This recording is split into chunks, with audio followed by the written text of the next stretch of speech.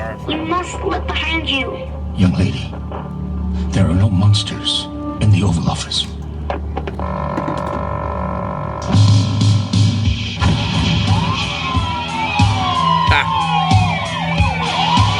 The loudspeaker spoke up and said, Wait, Jimmy. the loudspeaker spoke up and said, Wait, Jimmy. the loudspeaker spoke up and said,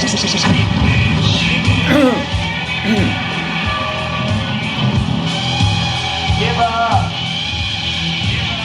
give up, give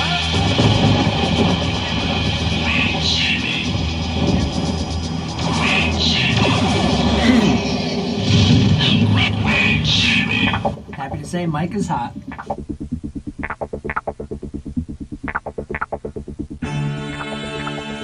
I'm Clyde Lewis, and this is Ground Zero. Yeah, the rumors of my demise are highly exaggerated, I think, and I'm very glad to be back. Very happy that a lot of people have been ever faithful to the program. We're so happy that we're back alive. People are calling already. Why are they calling me? I'm on the air. I don't know who that'd be. It's funny, you're back on? They're calling me on my cell phone. They're calling me all over the place, and I'm so glad to be back.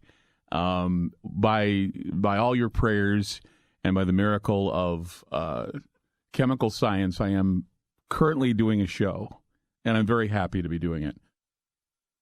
We all know that, for those of you that don't know, I had a diagnosis of a cancer tumor that was on my kidney, and they wanted me to immediately get surgery, and come to find out I had more than one tumor on my kidney, and so they had to put me under the knife for about 7 hours, and they also reconstructed part of my stomach and actually my liver and intestinal tract. And so it was a very, I guess you'd say, complicated operation. And I was down and out, and believe me, the most painful operation I've ever had. Yeah, very painful because I know that a lot of people have told me because I was screaming and, and all kinds of things because of it. And it got me thinking a lot about the future. It got me a lot of thinking about, what I need to do to improve my life and how to make it better. And I'm hoping that I can stick to that. I mean, we all go through, I guess you could say, times when we come close to dying.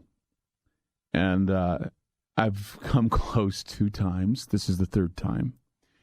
And I did come through. And believe me, there were rumors all over, locally, that I had passed away.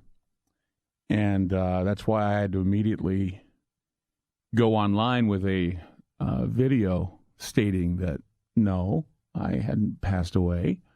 In fact, I'm very much alive. And I just wanted to tell you thank you. Thank you for all your prayers. And I do know that there are a lot of sites that are up right now. There's a fundraising site for me that's out there called Fundy. And a lot of people have donated money, which I really appreciate. I also have my PayPal site, which is groundzeromedia@gmail.com, where you can donate as well. And the reason why these were set up is because this is my 3rd time. And I know a lot of people think that being a talk show host who's on 200 markets across the country can probably afford all this. And I do have insurance, but there are a lot of other things I didn't plan on with this surgery.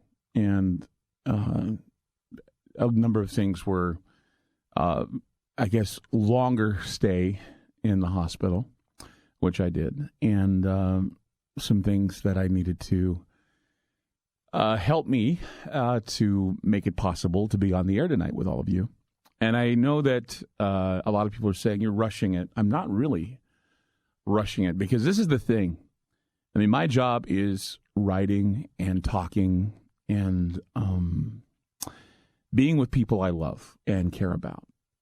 And I must say that a lot of my friends, Dina, Roger, and all the others, the staff, Janine, my love, Janine,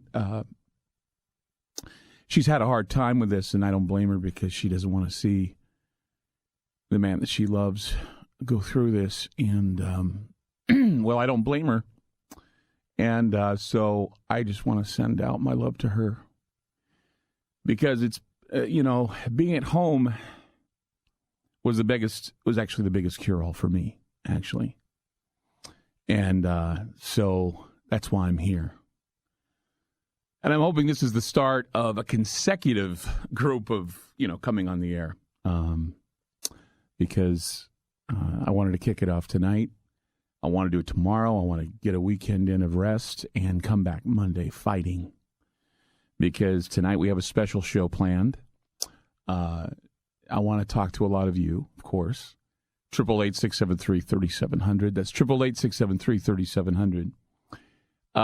And I have Al Jorgensen from Ministry on the program in the next hour. And talk about a guy who's been through a lot.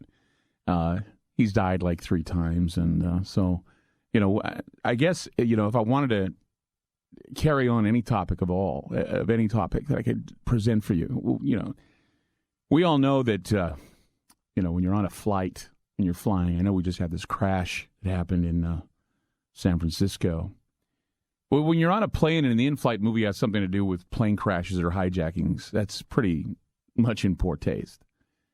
And I know it's certainly a weird thing to hear about, perhaps a movie that has been postponed due to the fact the subject matter is about some horrible event that has taken place or similar to an event that's happening in real time.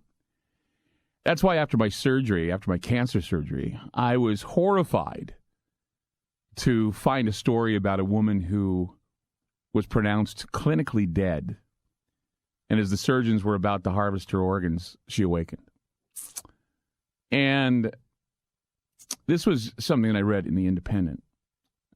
And her name was Colleen Burns. She had been pronounced clinically dead by medical staff following an overdose of Xanax and Benadryl. It actually, here's a clip of what happened so you can realize it. This is kind of a scary story to hear right after you get out of the hospital. This one is hard to believe. This is like your worst nightmare come to life. Listen to this. Well, actually, it ends well. Patient wakes up as doctors are getting ready to remove her organs. She's on a surgery table. They're going to take her organs out and harvest them. And she's not dead.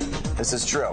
Happened to Caroline Burns. She opened her eyes exactly at midnight, looked up at the operating lights above her, and the doctors were shocked to see that she was actually alive. Oh, my God. The Syracuse Post-Standard unearthed this report from the U.S. Department of Health. This documents this. It happened in 2009. The doctors inaccurately diagnosed her with irreversible brain damage after she overdosed. She wound up on life support. Her family made the decision to take her off life support and donate her organs.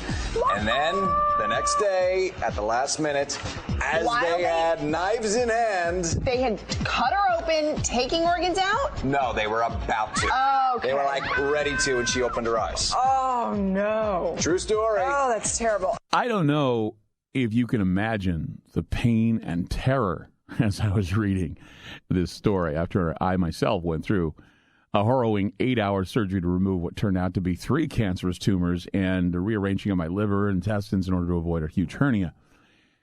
The story went on to say that after arriving at St. Joseph's Hospital Health Center in Syracuse, New York, Caroline Colleen Burns was declared a victim of cardiac death. Doctors had notified her family, and they agreed to switch off her life support machine and donate her organs. The 41-year-old had, in fact, slipped into a deep coma as a result of her drug overdose, and her condition had been misdiagnosed as irreversible brain damage.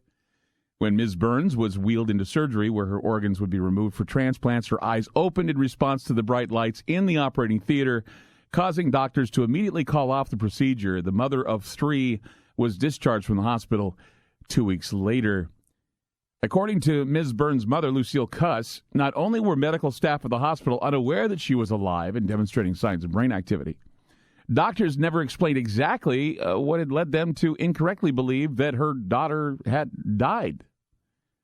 Now, I'm a person who's been under the knife at least 3 times for tumor removal, and it has been my biggest worry, in fact, a nightmare to ponder. How would you know whether you slept through the whole procedure? How would you know if you came close to dying, or have you died and they just don't tell you? How many other people have had lives that have been so over the edge that they have had experiences where they know they should have died, but by some grace of God or higher power, they have always survived and given the opportunity to improve their lives? I mean, I've had discussions about this before with people, and I've always heard some very harrowing experiences that can only be described as miraculous.